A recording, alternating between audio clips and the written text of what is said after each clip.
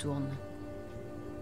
La mer, encore et toujours. C'était au Havre hier matin quand un voilier est arrivé sans se presser pour décharger du café et des fèves de cacao. La goélette de 1920 était partie du Mexique. Un transport de marchandises à la voile, donc pour une meilleure traçabilité et une réduction de la pollution. Un moyen marginal mais émergent du transport maritime éco-responsable. Anne-Lise Avard et Stéphane Gérard.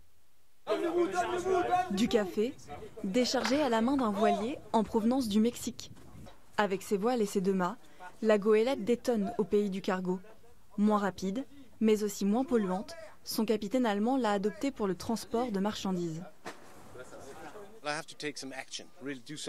Je me suis dit, il faut que je passe à l'action, que je fasse quelque chose et montrer qu'il est possible de transporter des marchandises sans pollution.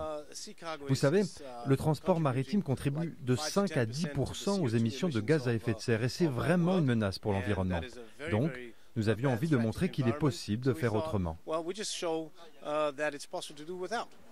Près de 20 tonnes de café et de cacao ont été transportées par l'Aventure depuis Puerto Moleros jusqu'au port du Havre.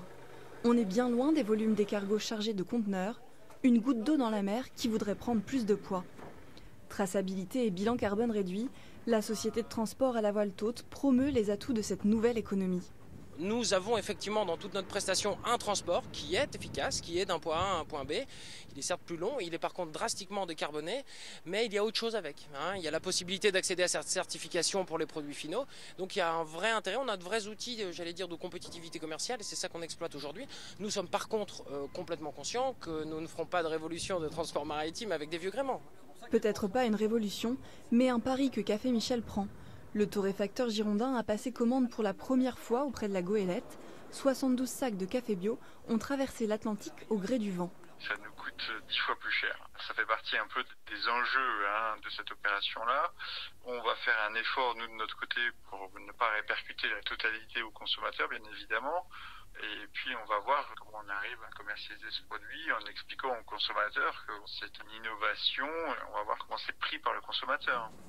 La société de transport à la voile tôte fourmille d'idées pour passer à l'étape supérieure et construit actuellement des cargos à voile. Petit détour à présent dans les méandres de